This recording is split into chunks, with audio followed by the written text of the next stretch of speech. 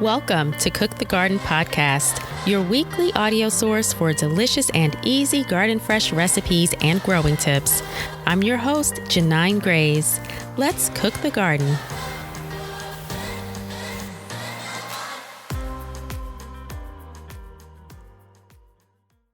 Hi there, friends. Welcome back to Cook the Garden Podcast.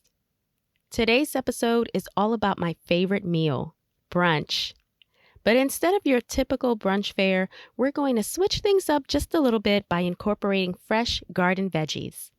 There's nothing quite like the taste of fresh vegetables straight from the garden, and brunch is the perfect time to showcase them. So today, I've got some delicious and healthy brunch ideas for you, plus I'm sharing a recipe I always love to break out around this time of year. It's my classic garden frittata. So for those of you who are not familiar with a frittata, it's basically an Italian-style omelet that's typically made with eggs, cheese, and a variety of ingredients such as fresh veggies, meats, and herbs. So just a fun fact here for you.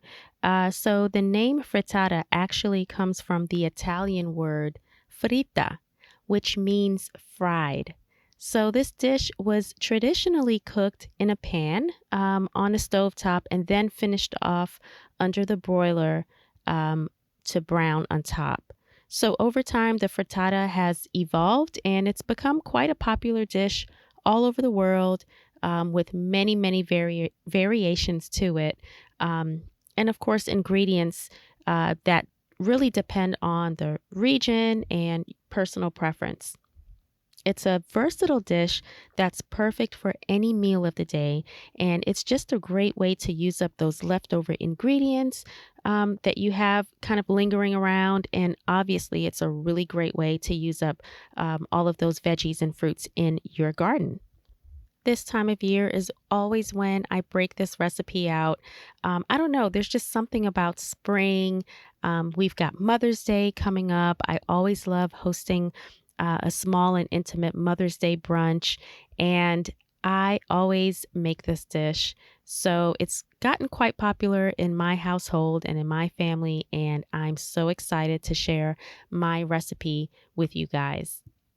One question I do get quite a bit whenever I share this recipe is, how do you know how many eggs to use? And so my rule of thumb is it depends on the size of your skillet or pan. So if you're using a 10-inch pan, you want to use 10 eggs. If you're using a 12-inch pan, you want to use 12 eggs. So that's how I gauge, and it's never failed. So that is a really great way to know how many eggs to use in your frittata. So not only is this recipe so simple, but it's really great. You can customize it to whatever veggies you have on hand. So don't feel like you have to go out and purchase like all new vegetables, or, like you're stressing out because you don't have the veggies in your garden. That's fine. Use whatever you have on hand and use what you can find easily at your grocery store, your farmer's market, or in your CSAs. So let's get started. I use a large 12-inch pan, so I use 12 eggs. So we're going to start with your eggs, and then we'll have some salt, black pepper, garlic powder for seasoning, and whatever other seasonings that you would like to add in there. 1 cup of shredded cheddar or Monterey Jack cheese. Again, you can use whatever you have on hand. 2 tablespoons of butter, 1 whole medium onion, and you want that halved and sliced thin. 1 whole baked potato, cooled and diced. 2 cups of baby spinach leaves, jarred roasted red peppers, or 1 whole red bell pepper diced. And here are just a few optional veggies that I use in my frittatas. You can use mushrooms, olives, zucchini, asparagus, tomatoes, or if you don't have any fresh veggies on hand, you can also use frozen as well. You can use a frozen vegetable mix, and those are also a really great option. So first you want to go ahead and preheat the oven to 375 degrees Fahrenheit. Then beat all the eggs together and you want to add in your salt, pepper, and your garlic powder in there. And then you're going to mix until the eggs are it's mostly come together, but you don't want to over mix it, okay? And then you're going to stir in your cheeses and set that aside. In a large oven-proof non-stick skillet, you want to go ahead and melt the butter over medium heat. And then you'll add your onions and stir frequently until they're soft and golden brown. If you're using fresh bell peppers, you'll want to go ahead and add those in with your onions at the same time. Then you'll add the diced potato and cook together with the onions and your peppers for about 2 minutes. Then you'll go ahead and add your spinach and stir to cook for about 1 minute to 2 minutes. And you're going to cook that spinach down, again, no more than 2 minutes. Add the roasted red peppers and season it with salt and pepper to taste. Now feel free to use any of your favorite spices for this recipe.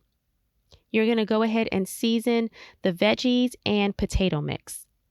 Make sure the veggies and potatoes are evenly distributed across the bottom of the skillet, and then you're going to go ahead and pour the egg and cheese mixture so that it evenly coats the skillet.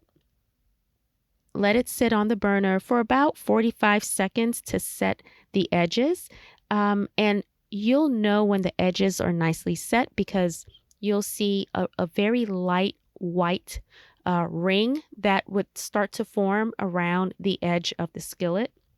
So that's when you know it's ready, and then you will go ahead and put that into the oven.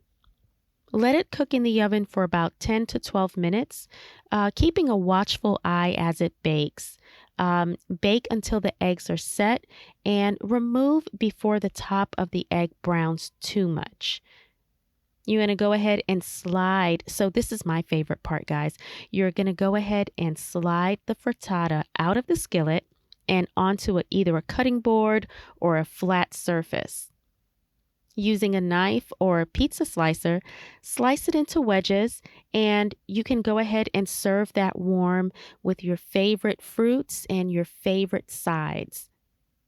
The great thing about this recipe is that you can swap out the veggies and customize it to your liking. Maybe try adding some sliced mushrooms, tomatoes, even some chopped herbs like basil and chives are absolutely divine in this recipe. Make sure to check out the show notes because I'll include the full link to this recipe. Now, if you're looking for something a little lighter, try a breakfast salad. Toss together some baby greens, cherry tomatoes, cucumbers, and herbs like parsley and chives, and top that with a poached egg and a drizzle of vinaigrette. You can also add in some roasted root vegetables like sweet potatoes or even beets for extra heartiness. If you're looking for something sweet, try a fruit salad with some of your favorite fruits. You can mix together diced apples, pears, strawberries, then add them to a chopped mint or basil for extra freshness. And you can go ahead and serve that with a little bit of Greek yogurt and a drizzle of honey. Finally, if you're looking for something a little bit more adventurous, try some homemade muffins or scones with fresh produce. I have a great recipe for these delicious zucchini muffins, which I'll put the link in the show notes as well. Those are always a hit, and my kids have no idea that there's fresh zucchini in those muffins. So they're really, really delicious, and I definitely encourage you guys to try that. So I hope this sparked some encouragement and some inspiring ideas for you guys. Again, I love the springtime. I love all the seasonal veggies and fruits that come along with it, and that's growing in our gardens. So I hope you all enjoyed this recipe. Definitely make sure if you make this or make a variation of it, for sure, let me know. send me a message, a DM in Instagram. I'm Cook the Garden on Instagram, or check out our Facebook group. We're on Facebook as Cook the Garden recipes and gardening tips. We share all of our garden wins, our kitchen wins, and it's just a really great community, and I'd love to have you. So again, that's on Facebook, Cook the Garden recipes and gardening tips. As always, thank you so much for listening, and have a blessed week, everyone. Thank you for tuning in to this week's Cook the Garden. If you enjoyed this episode, please subscribe and leave a 5-star review. As a new podcast, it really helps to add value while growing our awesome community. As always, I really appreciate it. Until next time, friends, keep slaying those garden fresh recipes.